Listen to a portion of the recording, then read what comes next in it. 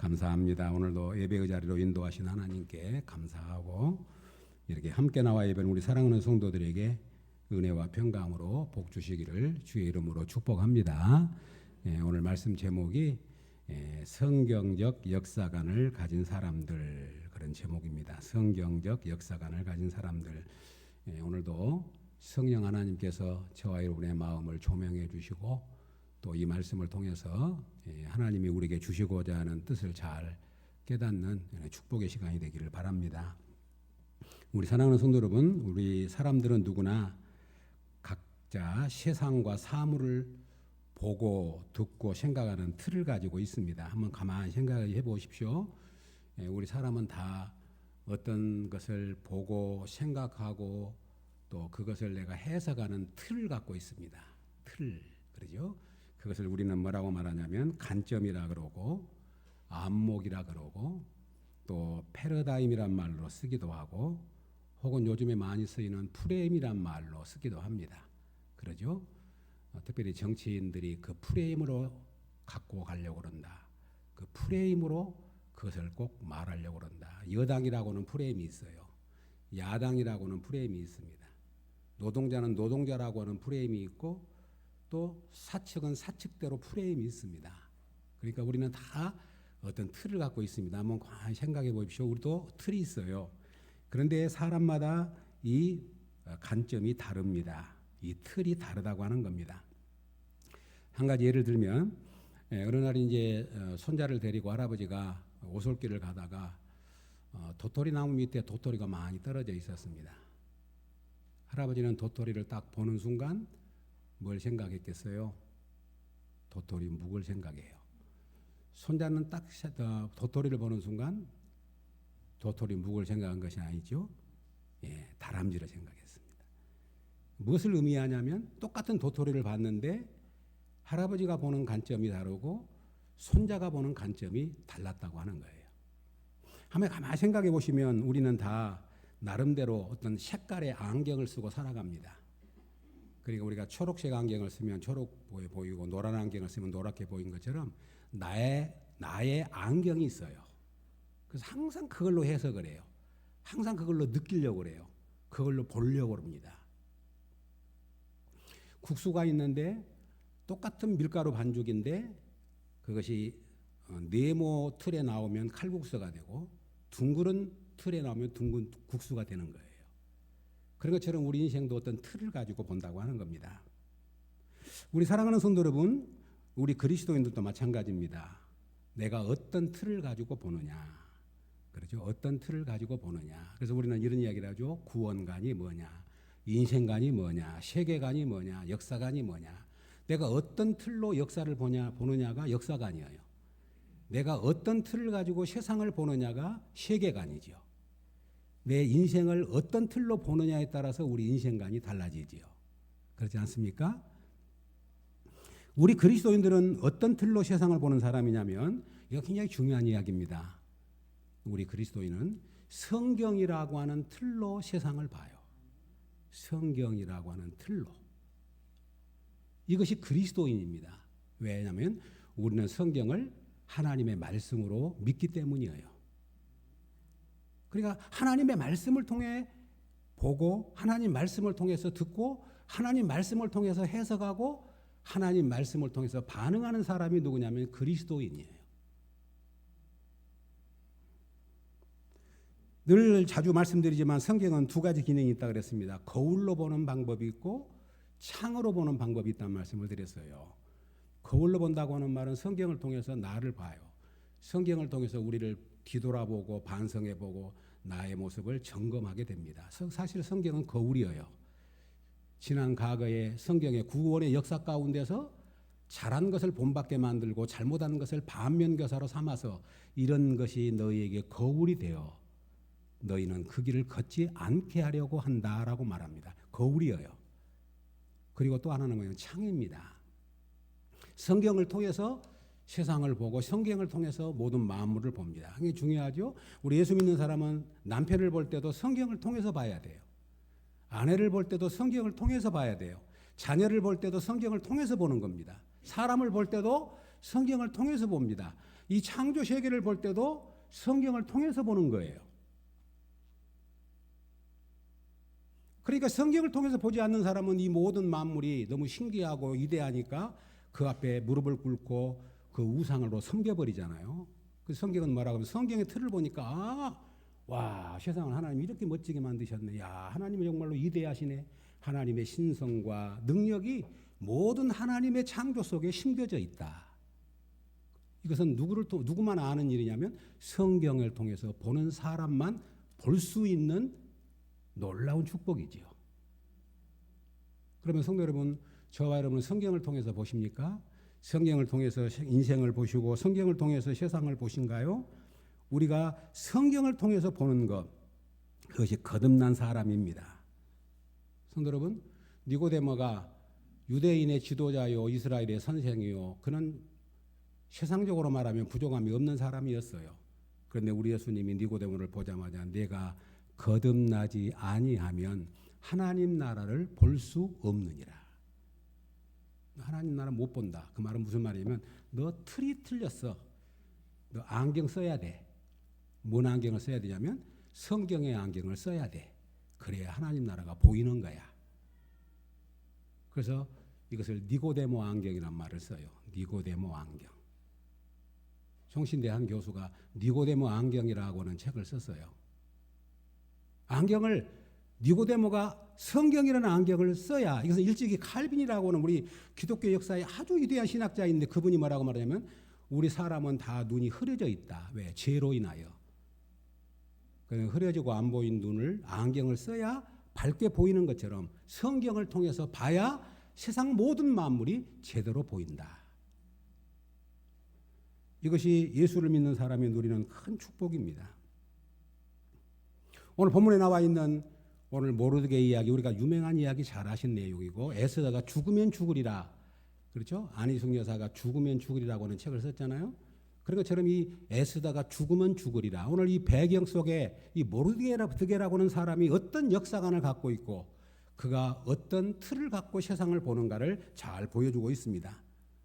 오늘 이 본문의 말씀을 잠깐 배경 설명을 드리면 이 에스더서는 하나님이란 말이 한 번도 안 나와요. 그런데도 불구하고 그 에스더서의 중심 핵심이 뭐냐면 역사의 주인은 하나님이시다.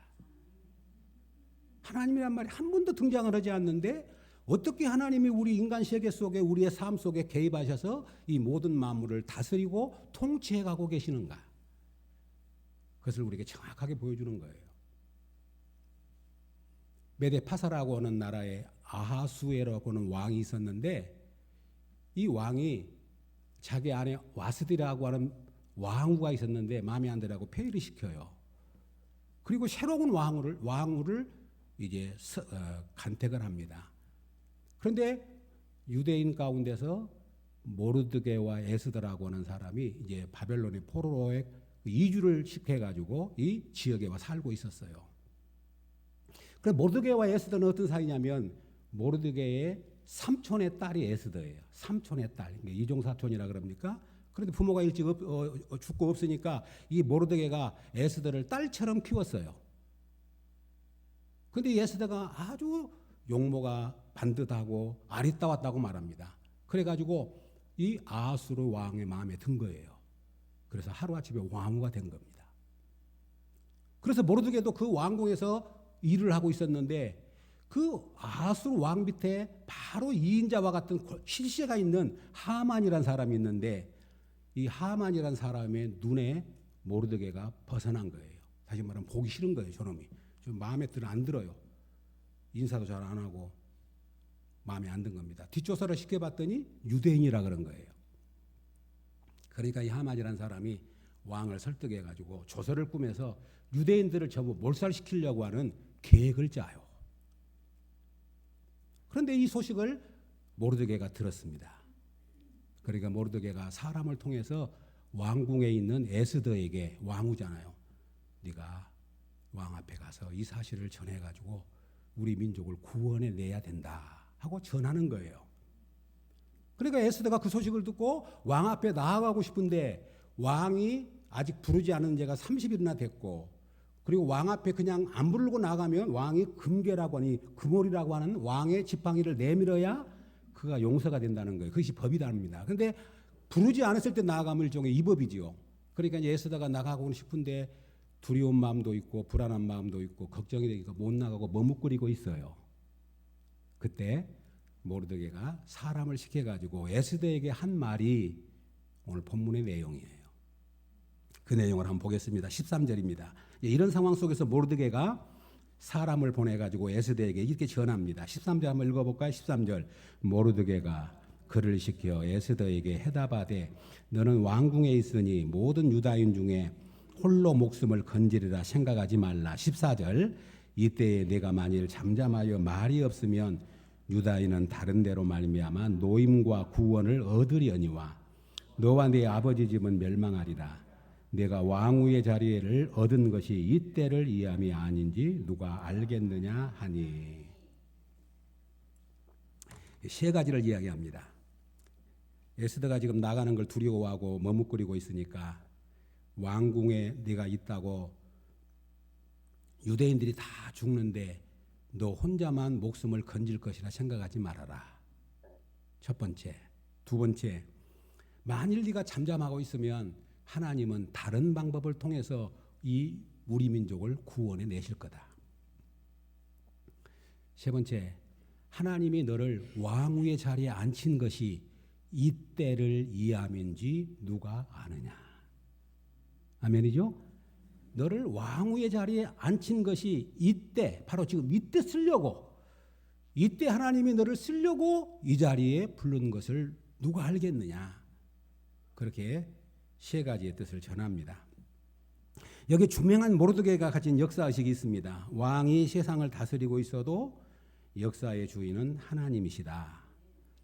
에스더를 왕후의 자리에 앉게 하신 분도 하나님이시다. 그런데 너를 왕후의 자리에 앉게 하신 것은 너를 통해서 우리 민족을 구원하시려는 하나님의 뜻이 있다. 그런데 네가 그 뜻을 거절하면 너도 망하고 너희 집안도 망하게 될 거다 하는 거예요. 이것이 모르드게가 갖는 역사의식이에요. 이 모르드게가 갖는 역사관이에요. 이것이 성경적 역사관입니다. 성경적 역사관. 성도 여러분, 이제 이 말을 들은 에스더가 용기를 얻어가지고 좋습니다. 우리 유대인들로부터 다 30일 동안, 3일 동안 금식하게 하십시오. 나도 3일 동안 금식하고 내가 왕 앞에 나아가리니 죽으면 죽으리라. 여기서 유명한 신앙 고백이 나오는 거예요. 모르게 이 말을 듣고 좋습니다. 내가 두려워하지 않겠습니다. 그 대신 금식하고 기도해 주십시오. 나도 3일 동안 금식하고 기도한 후에 왕 앞에 나아갈 터인데 중요한 말이 뭐지요? 죽으면 죽으리라. 죽는다 해도 하나님의 뜻이고 죽으면 죽으리라. 이게 유명한 신앙 고백이 나오는 거예요. 성도 여러분, 이제 제가 신학을 공부할 때에 유명한 한국 기독교 교회사를 가리키는 우리 한국의 한국사를 가리키는 유명한 교수가 계셨습니다. 그분이 한 학기를 이제 강의를 했는데 거기 다른 것은 기억이 안 나는데 아주 중요하게 제 마음에 기억난 거 있어요. 그게 뭐냐면 우리 강점기에 우리 일본 강점기에 수많은 순교자들이 독립운동가들이 이제 신사참배를 거부해가지고 투옥됐잖아요. 그래서 그분들이 신앙의 순수성을 지키기 위해서 민족의 말살 정책에 대한 저항으로 이제 그들이 감옥에 가서 오랫동안 고초를 겪었습니다. 그런데 그분의 말에 의하면 1945년도가 해방이잖아요. 강복절이지 않습니까? 일본이 항복했지 않습니까? 그런데 그 항복하기 전 4년 전에 거의 대부분이 그 사람 일본의 회유와 압박과 핍박에 못 이겨서 투항을 했다는 거예요. 한 3년에서 5년 사이에 그 기간 동안에 왜 그랬냐면 그분의 말에 의하면 이제 우리 대한민국은 소망이 없다는 거예요. 독립할 소망이 없다고 생각한 거예요. 그러니까 사람이 옥중에서 그들에게 저항하고 신사참배를 거절하다가 옥에 갇혔잖아요. 그러면 우리 대한민국이 독립할 가능성이 있으면 끝까지 참지요. 그런데 아무리 봐도 이제 대한민국은 끝났다. 이제 독립할 가능성은 전혀 없다고 생각하니까 절망감이 찾아와서 그들의 회유와 압박에 굴복해버리고 변절을 했다는 거예요. 그런데 그 중에 끝까지 남은 사람들이 있었다. 그런데 그분의 평가에 의하면 두 가지다. 하나는 하나님을 믿는 신앙, 두 번째로는 바른 역사의식을 가진 사람이다 하는 거였어요. 하나님이 살아계심을 믿는 신앙인, 그러면서도 내가 죽어도 내가 이 길이 옳은 길이라고 믿는 분명한 역사의식이 있는 사람만 끝까지 굴복하지 않고 그들이 자기들의 그 저항정신을 잃어버리지 않고 남았다. 그렇게 평가를 합니다. 사랑하는 성도 여러분, 오늘 왕후의 자리를 앉게 하신 분이 누구냐면 하나님이시고, 그리고 왕후의 자리에 앉게 하신 그 목적이 어디 있냐면 그 에스더를 통해서 자기 민족을 구원하시려는 하나님의 뜻이 있다는 거예요. 이것이 모르드게의 고백입니다. 그래서 에스더가 나가서 이제 왕 앞에 고백하게 되고, 꼭 집에서 한번 에스더를 읽어보면 너무 재밌어요.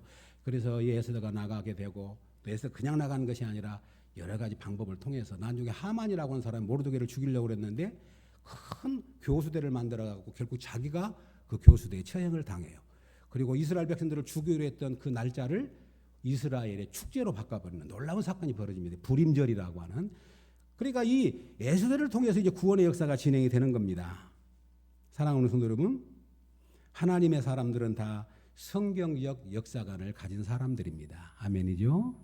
성도 여러분, 어찌 성경을 통해서 다 말씀드릴 수 있겠습니까? 욥의 고백을 들어보시기 바랍니다. 욥기 1장 21절에 내가 모태에서 알몸으로 나왔은즉 또한 알몸이 그리로 돌아가올지라 주신 이도 여호와시오 거두신 이도 여호와이시오니 여호와의 이름이 찬송을 받을지어다. 아멘. 여기 욥의 고백이 그거예요. 하루아침에 모든 걸 잃어버리고 엄청난 육체의 고통 가운데 있는 그가 고백하는 것이 뭐냐면 주신 분도 하나님, 거두신 분도 하나님이시니 오직 하나님만 찬송을 받기를 원합니다 하고 하나님을 원망하지 아니했더라. 어찌 그런 믿음이 가능합니까? 바로 하나님은 살아계신 하나님이고 역사의 주인이시고 그분은 신실하신 분이라는 믿음이 있었기에 주신 분도 하나님, 거두신 분도 하나님이라고 고백한 줄로 믿습니다. 그뿐만 아니라 요셉의 역사관을 잘 하잖아요. 우리가 창세기를 통해서 보았던 것처럼 요셉이 하루아침에 형들에 의해서 팔려갔지만 그가 형들에게 뭐라고 말합니까? 하나님이 큰 구원으로 당신들의 생명을 보존하고 당신들의 후손을 세상에 두시려고 나를 당신들보다 먼저 보내셨나니 그런즉 나를 이리로 보내신 이는 당신들이 아니요 하나님이십니다. 형들이 요셉을 미워가지고 노예로 팔아버렸는데 그가 하나님의 은혜로 애굽의 총리가 돼가지고 형들을 만났을 때 그가 용서하면서 하는 말이에요. 당신들이 팔았지만 나를 이리로 보내신 분들은 당신들이 아니고 누구예요? 하나님이십니다. 사도 바울의 분명한 고백이 있습니다. 로마서 11장 36절에 이는 만물이 주에게서 나오고 주로 말미암고 주에게로 돌아갑니다. 그에게 영광이 세세에 있을지어다. 아멘. 만물이 주로부터 시작되었고 주님으로 말미암고 모든 가정이 주님으로 말미암고 그리고 주께로 돌아간다. 시작도 가정도 끝도 하나님에 의해서 역사가 진행되고 이루어진다. 아멘이죠? 우리는 이것을 믿어야 돼요. 이것이 성경적 역사관을 가진 사람들입니다. 그래서 유명한 고백이 나오지 않습니까? 로마서 8장 28절 우리가 좋아하는 구절이기도 하고 암송되지만 우리가 알거니와 하나님을 사랑하는 자 곧 그의 뜻대로 부르심을 입은 자들에게는 모든 것이 합력하여 선을 이루느니라. 아멘. 우리가 알거니와 중에 우리가 알거니와 사랑하는 성도 여러분, 우리 예수를 믿는 사람은 이걸 알아야 합니다. 우리가 안다는 말 우리가 알아야 돼요. 이 안다는 말은 뭐냐면 하나님을 경험적으로 체험적으로 인격적으로 만나는 고백이에요. 사도 바울이 예수님을 만나서 그가 많은 복음을 전하고 수많은 일들을 겪었는데 그가 하나님을 어떻게 알게 됐냐면 경험하고 체험된 고백 속에서 우리 하나님은 하나님을 사랑하는 자에게는 모든 것이 합력해서 선을 이룬다는 사실을 확신했어요. 알았습니다. 그래서 그 고백을 드리는 겁니다. 사랑하는 여러분, 우리가 지금 다니엘 기도를 통해서 간증을 듣는데 그 간증을 한마디로 말하면 뭐냐면 내가 고난도 겪고 역경도 겪고 이런 어려움을 겪을 때 그때 하나님을 만났다. 어떻게 만나요? 인격적으로 만났다. 경험적으로 만났다. 체험적으로 만났다. 간념적이 아니고 이론이 아니고 그냥 내가 만났다는 거예요. 그래서 결론은 뭐예요? 나의 관점이 바뀌었다는 거예요. 나의 눈이 바뀌었다는 거예요. 나의 삶이 바뀌었다는 겁니다. 내가 보고 듣고 느끼고 해석하는 것이 바뀌었다는 것이 간증이에요. 아멘이죠? 이게 간증입니다. 나는 이것이 옳은 줄 알고 이 틀을 갖고 지금까지 살았는데 예수님을 만나보니까 이 틀이 가짜였다는 거예요. 이 안경이 잘못된 안경이었다는 겁니다. 그래서 이 안경을 벗고 하나님이 주시는 성경의 안경을 썼더니 세상이 다르게 보이고 인생이 다르게 보이고 내가 다른 삶을 살기 시작했다고 하는 것이 간증이에요. 그렇다면 성도 여러분, 저와 여러분들이 예수 그리스도를 만나서 우리의 관점이 바뀌었습니까? 우리의 눈이 바뀌었습니까? 바뀐 줄로 믿습니다. 우리는 자기가 쓰고 있는 것이 늘 편해요. 그러니까 내가 지금까지 어렸을 때부터 배웠던 거, 경험했던 거, 내가 들었던 학교의 지식이 나의 틀을 딱 형성하고 있어요. 그러니까 그것을 쓰면 편하니까 그렇게 살아왔던 겁니다. 그런데 예수를 믿었더니 전혀 다른 틀을, 다른 안경을 쓰라고 쓰는 거예요. 그러니까 다른 안경을 써야 새로운 하나님의 세계가 보일 터인데 다른 안경을 쓰는 것이 불편하니까 옛날 쓰는 안경을 계속 쓰고 살고 싶어 하는 거예요. 그러니까 우리가 예수님을 믿어도 관점이 바뀌지 않고 틀이 바뀌지 않고 패러다임이 바뀌지 않는 거예요. 이것이 얼마나 답답한지 몰라요. 예수님을 수십 년 믿었어도 이야기를 해보면 하나도 안 바뀐 거예요. 하나도 안 바뀌어. 하나도 안 바뀌고 맨날 옛날에 동화 이야기 하듯이 호랑이 뭐 하듯이 그 이야기를 또 꺼내고 그러면 속이 터질라 그래. 어쩌신가요? 예수를 믿었으면 이제 성경적 관점으로 봐야 되지 않겠어요? 성경의 틀로 이야기를 해도 성경의 틀로 그것이 관점이 바뀐다고는 의미입니다. 그것이 거듭났다고 말하는 거예요. 이것이 예수를 믿는 사람의 새로운 방식입니다. 그래서 늘 말씀드리지만 하나님은 우리 인류를 섭리해 가십니다. 그래서 우리가 보존, 협력, 통치란 말을 써요. 보존이란 말은 뭐냐면 하나님이 모든 만물을 창조하셨는데 하나님이 보존하신다. 하나님이 지키신다. 우리 뭐 지금 지구에 뭐 이런 자연환경 때는 막 세상이 너무 혼란스럽잖아요. 그런데 사람이 해야 될 도리는 해야 되지만 두렵지는 않아요. 왜냐하면 하나님이 창조한 세계를 하나님이 책임지고 보존해 주실 것을 믿기 때문이에요. 아멘이죠? 하나님이 노아에게 언약을 맺었는데 우리 뭐라고 하냐면 그래서 조금 어려운 말이지만 보존 언약이라 그래요. 보존 언약. 세상을 물로 쓸어버렸는데 내가 다시는 물로 안 쓸겠다. 온 인류를 구원하기까지는 내가 이 세상을 하나님이 보호하겠다는 언약이 뭐냐면 노아와 맺은 언약이에요. 그리고 두 번째로는 협력이라 그러는데 우리 모든 인간사에 하나님이 함께 하셔서 개입하셔서 하나님이 활동하고 계셔요. 눈에는 안 보이지만. 아멘인가요? 지금 제가 설교할 때도 제가 설교하지만 제 안에 성령께서 이렇게 설교하게 만드시고 도우시고 계시고 여러분이 설교를 듣고 계시지만 이 설교를 듣고 깨닫고 알게 하신 분이 성령님이시고 우리의 발걸음을 옮겨갈지라도 그 발걸음을 계획하시고 이끄신 분은 우리 하나님이신 줄로 믿습니다. 그러니까 그 하나님이 우리의 삶 속에 개입하셔서 함께 활동하고 계신다고요. 이것이 섭리예요. 섭리. 요셉을 팔았지만 안 보여. 근데 그 요셉을 그렇게 이끌어 가신 분이 하나님이셨다고요. 마지막으로 통치란 말을 씁니다. 그 말은 뭐냐면 굉장히 중요하지요. 모든 섭리를 하나님이 이끌어 가시되 누구의 뜻대로? 하나님의 뜻대로. 하나님의 뜻대로. 이것을 알면 얼마나 우리가 세상에 대한 새로운 신뢰가 생긴지 모릅니다. 옛날에는 뭐든지 내가 해야 마음 편했고 내가 결정해야 옳은 줄 알았는데 그렇지 않아요. 하나님이 믿음의 사람들을 통해서 하나님의 뜻대로 통치하시고 다스리신 것을 믿으시기를 주의 이름으로 축복합니다.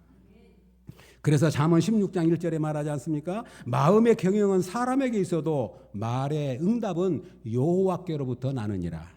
잠언 16장 9절에 사람이 마음으로 자기 길을 계획할지라도 그의 걸음을 인도하신 이는 여호와이시니라.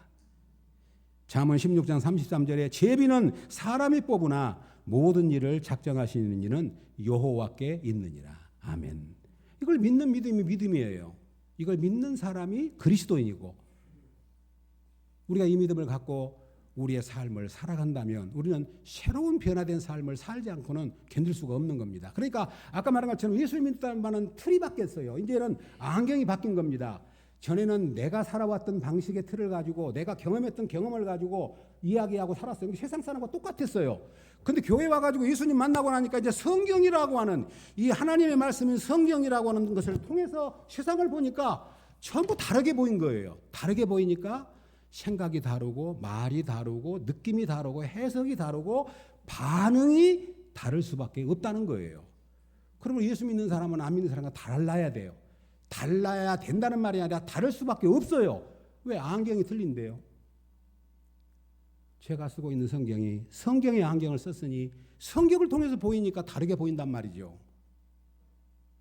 그래서 우리는 틀이 바뀐 사람, 바로 이것이 그리스도인의 삶입니다. 그렇다면 결론을 맺겠습니다. 우리 성도 여러분, 성경적 역사관을 가진 사람들은 어떻게 살았냐면 언제나 하나님이 하신 일이 옳다고 믿어요.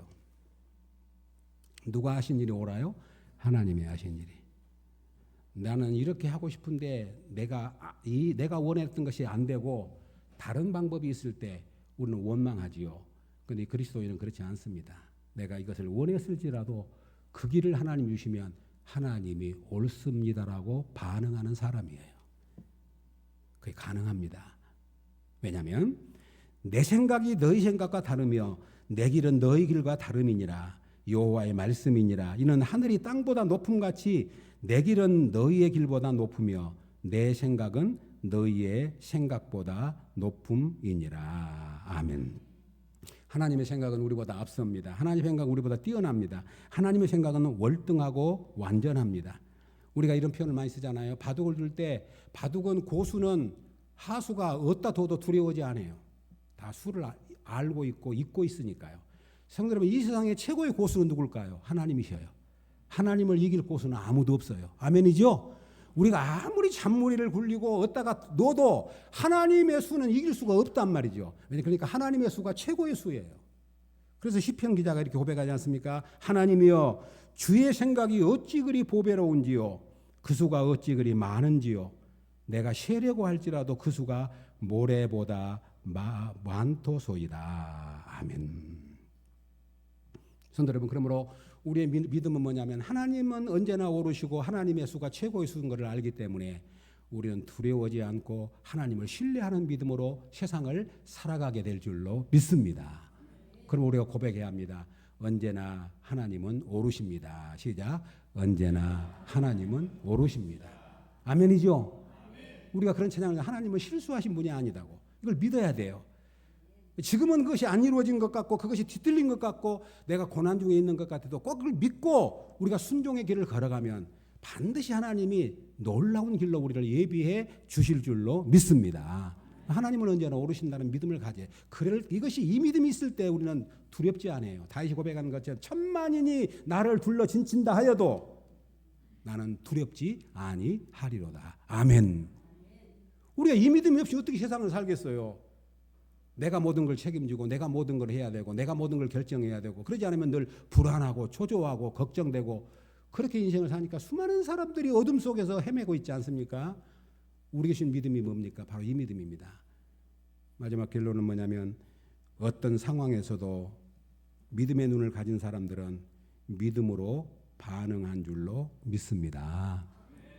우리가 사는 길은 뭐냐면 믿음으로 반응한 길밖에 없어요. 뭘로 반응해요? 믿음으로 반응한 길. 우리는 모릅니다. 하나님의 수도 모르고 세상이 어떻게 돌아가는지도 몰라요. 그러나 오늘 하루하루 믿음으로 반응하면 하나님은 그 일을 통해서 하나님의 뜻을 이루게 될 줄로 믿습니다.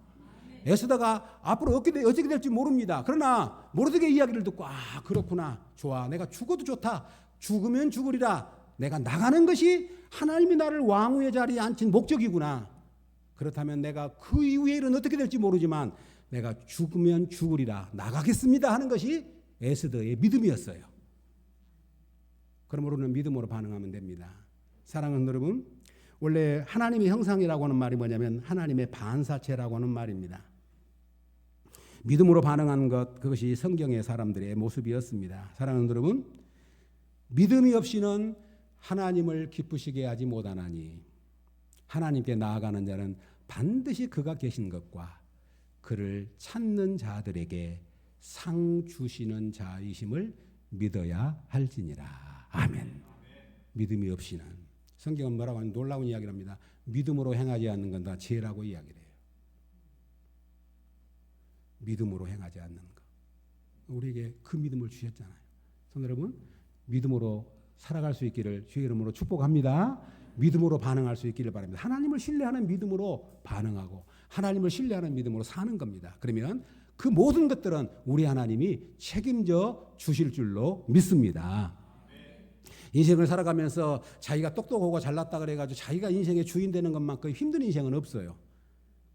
그러나 하나님께 전폭적으로 의탁하고 맡기고 그분이 우리의 주인 되시고 그분이 우리의 왕 되시고 그분이 모든 만물을 통치해 가신 분이고 다만 우리는 그분의 뜻대로 순종하며 살겠습니다 하고 맡겨드리면 하나님이 우리 인생을 책임져 주실 줄로 믿습니다.